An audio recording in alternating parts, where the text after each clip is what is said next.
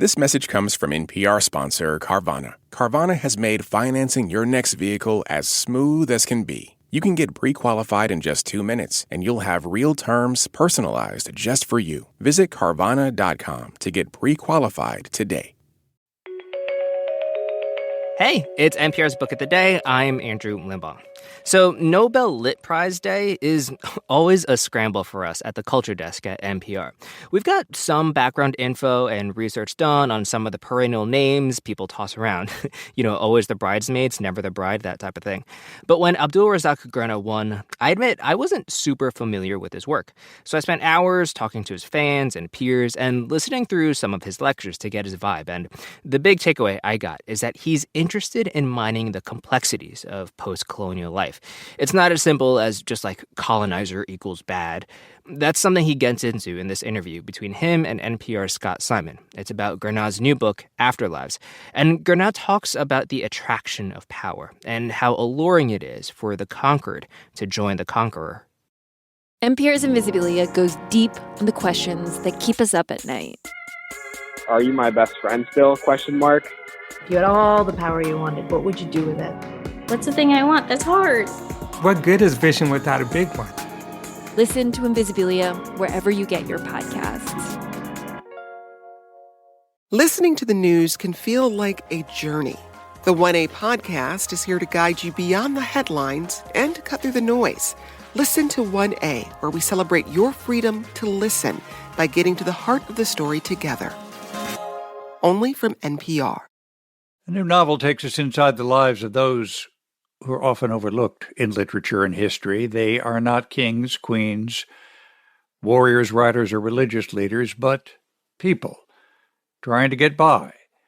In that part of East Africa, now known as Tanzania, during and after the period in which German colonizers owned the industries and coffee farms that exploited native peoples and often quelled uprisings with brutality.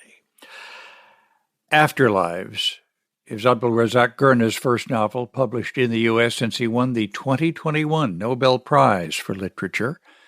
His previous books include Paradise and By the Sea. Mr. Gurnah joins us now from Canterbury, England. Thank you so much for being with us. Thank you. It's a pleasure. I think we can stipulate that British, French, Belgian, Italian, and for that matter, American corporate colonization in Africa could be cruel. But was there something distinctly brutal about German colonization? There was something. With many of the other colonization movements, they often started from a position of relative weakness, either because they were mercantile expeditions, various kinds of attempts to corner a market here and there. Whereas the German entry into African colonialism was very, very late in the 19th century and was entirely a military operation. It had a different character. And so its whole attitude, I think, to the people that it was declaring to be their subjects was, if you don't obey, we will punish. Tell us about the ensemble of characters who are at the center of this novel. Khalifa begins the novel as a bookkeeper. So I think I was interested to begin with the story of Hamza, the young man who joins up, who becomes a soldier in the colonial army. In the German army, yes.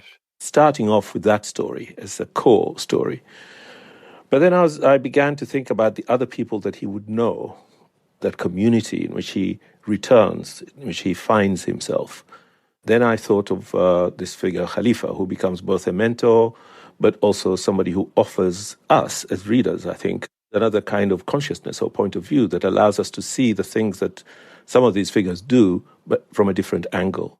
Gender inequalities because of the way he marries, or the young girl that he looks after and nurtures. He occupies a sort of position of a kind of sanity, even though it's gruff and impatient and difficult. Here I am complimenting a Nobel laureate, but I appreciated how artfully that was done, because it made the point that although Hamza becomes, I think it's safe to say, the major character in many ways for much of the novel, there's no telling where and how, who makes a contribution to the lives that we wind up connecting with. That's good. You can pay as many compliments as you like to the Nobel laureate. All right. Why does Hamza become part of the German army? This is interesting. Why did so many? I mean, most of the people fighting in those wars in Africa, in that particular place, location that I write about in Afterlives, but also in other parts, in the Cameroons, in North Africa, etc., were Africans fighting other Africans for this side or that side. And it's ironic. You wonder, why are they fighting each other for the pleasure, as it were, of seeing who it is that would colonize them? I think partly it's to do with a certain way of thinking of themselves, not as Africans, because the idea of an African identity would probably not have been present at that time, but of thinking of themselves in their particular ethnic, tribal, or whatever it might be the right word, place, where or people that they belong to, society that they belong to. And so the other society is just an enemy. It doesn't matter that they're also black. The other thing, I think, is probably the power and the attraction of the victor.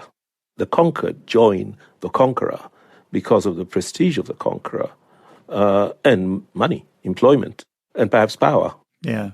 Finally, and we must not forget, is that there was a certain degree of coercion, demands made on the leaders or the elders of a society to say, we need 30 from you, otherwise. Okay, so whether you want to or not, you are volunteered to join up. So there are very many different ways, I think, that people became colonial mercenaries in this way.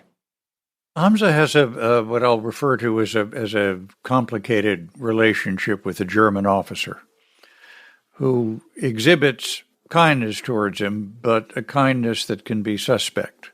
Yeah, I think my thought was that many people, when they're given these difficult and cruel duties to perform, either because the ideology of their society requires them to act in certain ways, or because of the kind of the social impetus, as if of being, say, a soldier, and then being required to do certain things, to refuse is very difficult. I'm thinking of colonialism in particular. There would have been many people required to carry out duties that they knew to be wrong, that they knew to be cruel, and to regard those that they were subjecting these cruelties on as less human than they are. And at times, there must have been times when they would have suspected that that was not true. So I think there is a denial that process that goes on and says, no, it's not. But nonetheless, that those sort of acts of kindness keep creeping in somehow. They cannot be completely suppressed. So that's my idea about the officer, that kind of conflict, both kindness and cruelty at the same time. Mr. Gurnah, I don't get a chance to ask many people this question. What is it like to win the Nobel Prize for Literature? It's brilliant. It's very nice. It's very good indeed. Firstly, of course, because it's a global recognition, because of the way the Nobel Prize has this global reach. Secondly, everybody wants to hear from you, and therefore they want to read your books in their different languages and so on, so new editions. And thirdly, it's just great to feel one of the team, as it were. You see all those writers, those eminent people whose work you've admired and so on. And what this does is, okay, now you're part of the team. Come. So that's wonderful. For a writer, it can't be anything better. Do you see a theme in your work? Others, of course, have once you won the Nobel Prize, but I wonder if that's a theme you've consciously tried to wind into your work. Well, I don't think there is a theme as such. I mean, I know what many people have asked me about that announcement that the Swedish Academy made about the experiences of refugees and the experience of colonialism. It's not untrue. People have asked me to say, is that are you bothered by that? Not at all. Because what they do is they read all the books, they sit and talk about all the books. After all of that, somebody has to produce 2 paragraphs, which says why it is they've chosen this particular writer's work. So really, whatever they come up with is not going to be the full story. It's going to be, at best, what it was that made an impact on them. If that's what made an impact on them, and that's the reason they made the award, good on them, I'd say. No problem. I found myself at the end of Afterlives thinking that the dramatic tension that pushed it forward was how do we change the world into which we are born but still find happiness and fulfillment in the lives we have right now? Yeah, I'll take that. Yeah, I'll take that. But that would be one way of seeing it. Yeah, how do you live? basically, is what I think many of my books are after. How do you live with whatever it is that, circumstances and accidents and life has handed to you? How do you get on and make something of it? The Nobel laureate Abdulrazak Gurnah, his new novel, Afterlives. Thank you so much for being with us, sir. Thank you very much.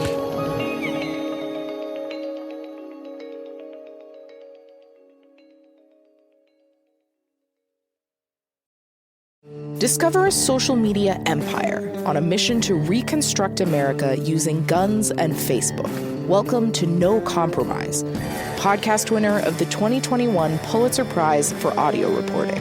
Go behind the hot-button issues in the national debate and listen to the No Compromise podcast from NPR.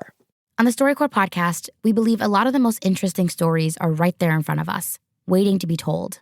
So every week, we share a candid, unscripted conversation between two people around the themes of love, loss, family, and friendship. These aren't experts or celebrities, just everyday people like you and me. Listen now to the StoryCorps podcast from NPR.